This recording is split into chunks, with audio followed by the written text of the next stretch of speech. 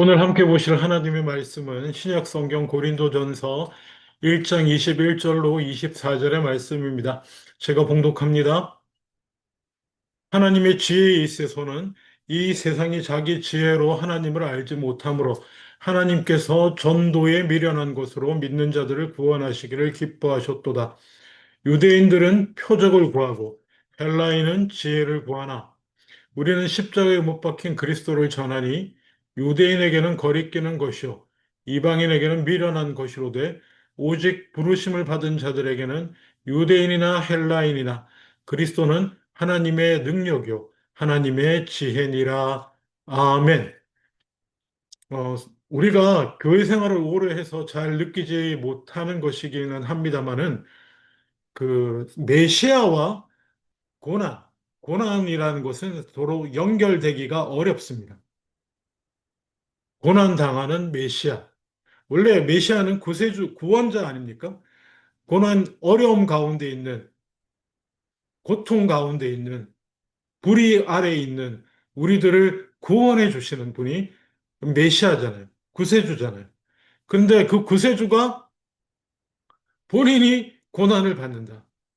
특별히 오늘 우리 주 예수 그리스도, 그 메시아가 구세주가 십자가에 못 박혀서 고난을 받는다라고 하는 것은 사실은 참 연결시켜서 이해하기가 어려운 개념입니다. 특히나 옛날에는 그랬습니다. 특별히 십자가형이라고 하는 것이 그렇습니다. 십자가형은 반역자들이 받는 형입니다.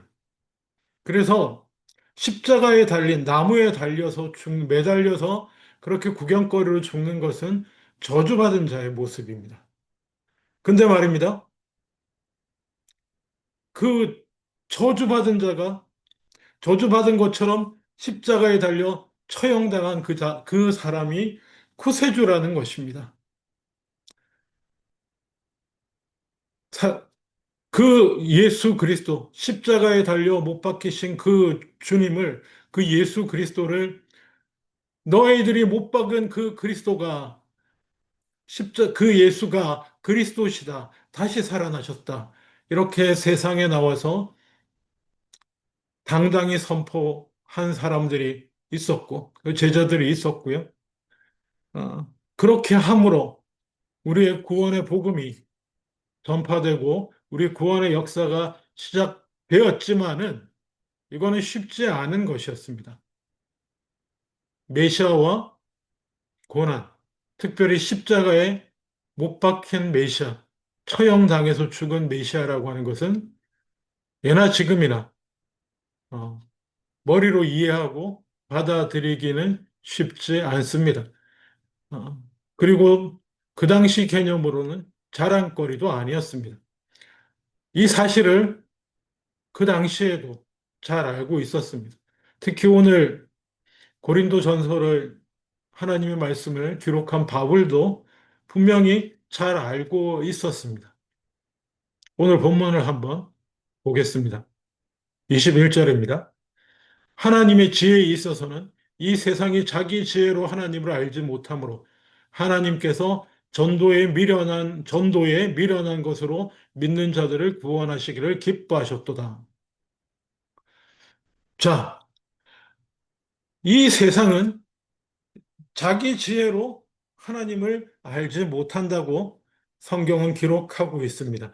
특별히 하나님의 지혜, 하나님의 구원을 이루시는 그 지혜를 이 세상은 자기 지혜로 알 수가 없다라는 것입니다. 예. 무엇입니까? 예수 그리스도의 십자가의 죽으심, 그리고 구세주가 십자가에 못 박혀 죽으시고, 그리고 부활하는 것.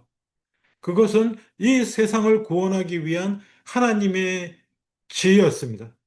물론 지금 우리는 음, 그 예수 그리스도의 십자가 죽으심을 이제는 그 구원받은 자로서 하나님의 말씀을 통하여 하나님의 계시를 통하여 어느 정도 잘 이해하고 있습니다. 그렇지만 그냥 세상은 하나님 없는 세상은 하나님 알지 못하는 세상은 이것을 이해할 수가 없는 것입니다. 그래서 하나님께서는 전도에 미련한 것으로 믿는 자들을 구원하시기를 기뻐하셨다. 전도라고 번역되어 있습니다. 전도로 구원하시기로 하셨다. 이게 이 전도라는 번역, 여러분이 알고 계시는, 생각하고 계시는 그 전도가 맞습니다. 근데 말입니다. 보다 정확한 번역을 한글로 한다면 두 가지 정도가 가능할 것 같은데요.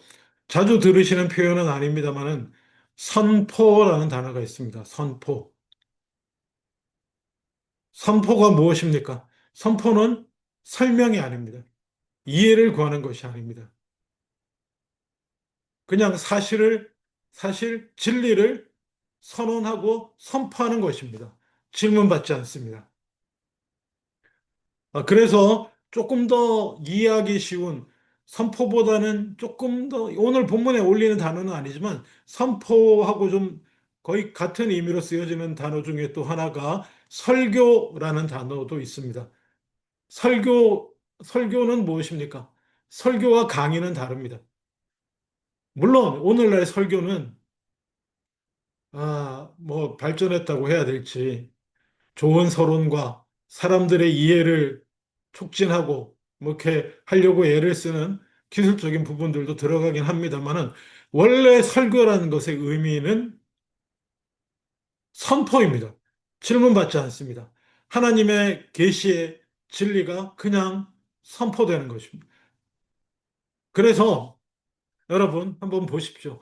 예수 그리스도의 십자가의 죽으심과 그 부활이라고 하는, 그리고 놀랍게도 구세주가 십자가에 못 박혀 죽으시고 그리고 다시 살아나게 되시는 그 일을 통하여 온 인류의 구원이 이루어지는, 우린 이제 이해하고 있습니다. 온 인류의 죄로 인해 그 죄를 대신 지고 짊어지시고 십자가에 달려 죽으신 메시아이면서 하나님의 어린 양이었다는 거 우리는 이해하고 있지만 세상은 알 수가 없는 것이고, 그래서 예수 그리스도의 십자가의 죽으심과 부활은 그냥 세상 가운데 선포되는 것입니다. 인간의 인간의 지혜로 이해되는 부분이 아니라 인간은 나름 지혜로 세상을 이해하려고 합니다. 자기 속에 있는 것들로. 나름 그래서 세계관을 만들고 세상에 대한 이해를 짜고 합니다. 근데 그러한 인간의 지혜가 닿을 수 없는 그 넘어선 그곳에서, 인간의 지혜가 이해하는 역사 너머에서, 초월한 그곳에서 하나님께로부터 이 뚫고 들어온 것이, 그게 선포입니다. 지혜로 인간들이 가진 수준의 지혜를 이해시키려고 하지 않습니다. 그냥 뚫고 들어와서 죽으시고, 구세주가 십자가에 못 박혀 죽으시고 다시 살아나셨어요. 다시 살아나셔서 구세주이심을, 그리스도심을, 하나님의 아들이심을 선포하신 것입니다. 그래서 하나님께서 선포에 미련한 것, 이게 하나님이 미련한 뜻이 아닙니다. 세상 사람들이 볼 때는 자기들의 지혜로 볼 때는 미련한 것처럼 보일 수 있지만 그것이 하나님의 선포인 것입니다. 하나님의 구원의 선포를 통해서 이 세상 가운데 뚫고 들어온 그 하나님의 계시, 죽으심과 구세주가 못 박히시고 죽으시고 부활하신, 그래서 그것이 그냥 들이밀어진 겁니다. 우리들의 눈앞에. 그래서 그것을 믿는 자들은 그때 당시 그 부활은 눈으로 본바요 손으로 만지고 부활하신 주님을 그렇게 경험하고 믿든지, 아니면 오늘날 우리가 이 성경을 통해서 기록되어져서 우리에게 역시나 성령을 통하여 증언되어지는 이 선포를 통하여 믿든지, 그렇게 믿음으로 믿는 자들을 하나님께서는 구원하시기를 기뻐하는 것입니다. 하나님은 구원에 있어서 우리의 지혜를 요구하지 않습니다. 22절 봅니다. 예나 지금이나 인간들은 하나님을 알지 못하는 믿음이 없는, 구세주를 믿는 믿음이 없는 사람들은 두 부류일 것 같습니다. 옛날에도 그랬습니다. 22절에 보면 유대인은 표적을 구하고 헬라인은 지혜를 찾으나 이렇게 기록하고 있습니다. 자, 헬라인부터 보죠. 헬라인이라고 하는 것은 오늘날 현대인의 근간이기도 하죠. 현대인이기도 합니다. 뭡니까? 철학, 지혜를 구한다. 지혜를 구하는 것은 이 지혜를 사랑하는 것, 필로소피에서 이게 철학이랑 연결되는데 오늘날 대부분의 현대인들이 구하는 것은 지혜입니다. 왜 그러냐? 아, 물론 대부분의 사람들, 자기 속에 있는 그 생존의 욕망, 먹고, 좋은 거 먹고, 잘하고, 가정을 이루고, 자녀를 놓고, 명예를 얻고, 존경을 받고, 뭐 더 좋은 것, 물질 자기 속에 솟아나오는 그 욕망들을 그저 만족시키며 사는 것에 머무르는 자들에게는 뭐 지혜나 철학이나 그런 걸 찾는 마음이 없습니다. 보기 힘듭니다. 하지만 적어도 세상 가운데에서도 진정으로, 진정으로 열려 있는, 그 뭐라고 그럴까요? 지혜가 있는 사람들은, 지혜를 얻는 사람, 정말 깨어 있게 된, 어떤 이유로든, 성경적으로 아니고, 어떤 이유로든 깨어 있게 되는, 깨어 있는 사람들은 생각을 할 수밖에 없어요. 어떤 생각? 이 세상은, 내 삶은 정말 아무것도 아니구나. 정말 허무한 것이구나. 내 안에 이 욕망들을 추구하고 살아본들, 내 존재라는 거는 아무런 살 이유도 가치도 없고 허망하게 끝나는 것이구나. 그들이 복음의 진리는 몰라도 적어도 그런 사람들이 있는 것입니다. 그런 사람들이 하는 게 뭡니까? 지혜를 추구하는 거예요. 어떤 지혜요? 이러한 삶의 허물을 이길 수 있는 지혜. 음? 이러한 자신의 삶에 의미 없고 무가치한 이 삶을 유지해 나갈 수 있는 지혜. 온 현대인들이 거의 대부분의 하나님 없는 현대인들이 추구하는 것이 바로 이러한 지혜입니다.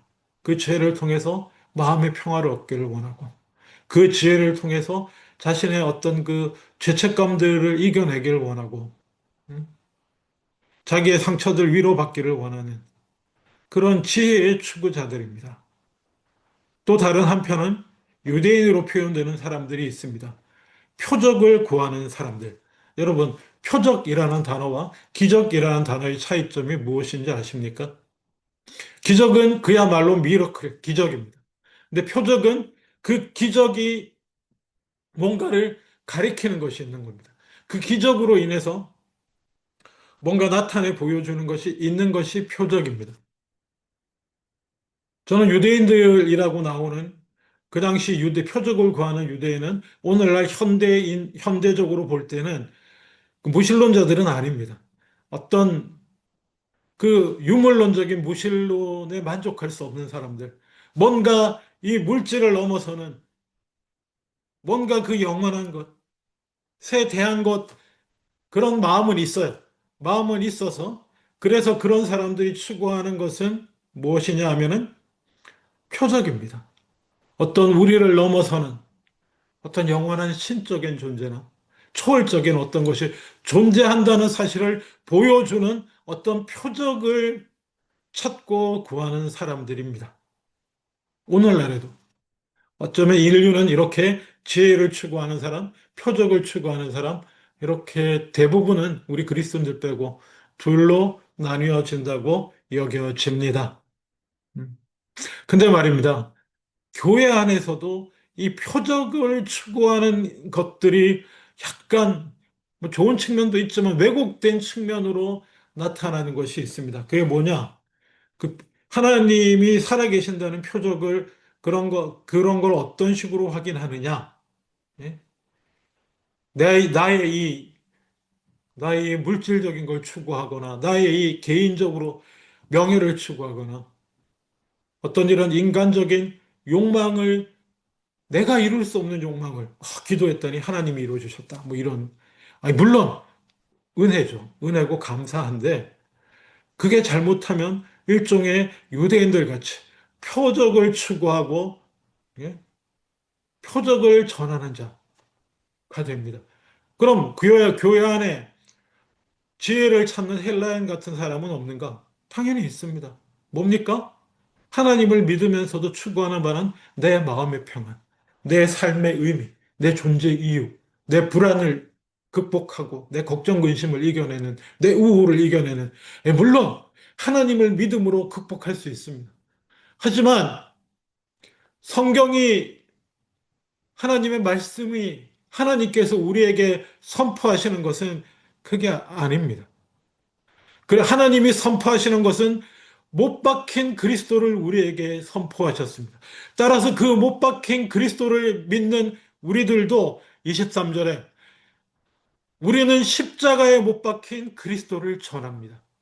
유대인들은 표적을 구하고 헬라인은 지혜를 구하지만 우리는 못 박힌 그리스도를 받아들인 하나님이 우리에게 선포하신 못 박힌 그리스도를 받아들인 우리는 십자가에 못 박힌 그리스도를 전합니다. 비록 유대인들은 표적을 구하는 자들에게는 꺼리끼는 것이 되고 지혜를 추구한다고 하는 이방인들에게는 비록 미련한 것이로되 오직 우리는 못 박힌 그리스도를 전할 뿐입니다. 못 박힌 그리스도를 전한다는 게 무엇입니까? 나가서 만나는 사람마다 십자가에 못 박혀 죽으신 예수께서 그리고 부활하신 그리스도가 참으로 우리의 구세주십니다. 이렇게 전하는 거, 예, 좋습니다. 못 박힌 그리스도를 전하는 것입니다. 하지만 거기서 우리가 잊어버리지 말아야 할 것이 하나 있습니다. 절대로 놓치면 안 되는 것이 있습니다. 우리가 표적을 추구하는 자가 되지 않고, 지혜를 추구하는 자가 되지 않고, 그리고 나아가서 표적이라고 하는 것을 간증하는 자가, 전하는 자가 자리에서 머무르지 않고, 이른바 내가 깨달은 지혜라고 하는 것을 전하는 자리에 머무르지 아니하고, 그 못 박힌 그리스도를 전하는 자로서의 삶을 산다는 것은 어떤 것인가? 바로 그것은 못 박힌 그리스도의 뒤를 따라가는 십자가를 지고 가신 우리 주 예수 그리스도, 십자가를 지고 가셔서 마침내 못 박혀 죽으신 그 예수 그리스도의 뒤를 따라가는 그 삶이 우리가 못 박힌 그리스도를 전하는 삶이 되는 줄로 믿습니다. 아무든지 나를 따라오려거든 자기를 부인하고 자기 십자가를 지고 나를 따를 것이라고 말씀하신 그 주님께서 먼저 자신을 부인하고 주님께서 자기를 부인하고 빌립보서 2장을 빌리자면 주님께서 먼저 자기를 부인하고 자기를 비우시고 종의 형상을 가지사 죽기까지 자기 십자가를 지고 죽기까지 복종하는 길을 가셨습니다. 그분이 십자가에 못 박히신 그리스도십니다. 그것이 하나님께서 우리에게 보라고 선포하신 십자가에 못 박히신 그리스도입니다. 십자가에 못 박힌 그리스도를 전해야 할 사람들이 우리입니다. 표적을 추구하는 삶을 살면서 그저 마음의 평화를 누리는 삶의 지혜를 추구하는 삶을 살면서 어떻게 못 박히신 그리스도를 우리가 전할 수가 있겠습니까? 못 박히신 그리스도의 뒤를 따라가며 어떻게 해요? 제일 먼저 빌립보서에서 말씀하신 것처럼 그리스도의 마음, 자기를 비우고 버리시고 낮아지시고 그래서 십자가를 두고 죽기까지 순종해 가신 그 그리스도의 마음으로 우리가 그리스도의 뒤를 따라 그 마음을 품으려 하고 따라 살아갈 때에 우리는 그리스도를 전한 우리는 그리스도를 못 박힌 그리스도를 전하는 삶을 부활의 그리스도도 전하지만 우리는 못 박힌 십자가에 달려 죽으시는 그리스도를 먼저 우리 삶 가운데 드러내고 전해야 할 줄로 믿습니다. 물론 이것을 아무나 할 수 있는 일은 아닙니다. 오늘 24절 보십시오. 오직 부르심을 받은 자들에게. 오직 하나님의 부르심을 받은 자들이 유대인이나 헬라인이나 하나님의 부르심을 받은 자들에게 구원의 능력 되시는 십자가에 못 박히신 그리스도. 그리스도는 하나님의 능력이요. 십자가에 못 박히신 메시아 구세주가 하나님의 지혜인 것을 깨닫고 못 박히신 그리스도를 전하며 그 뒤를 따라 살아가는 삶이 될 수 있는 줄로 믿습니다. 기도하겠습니다.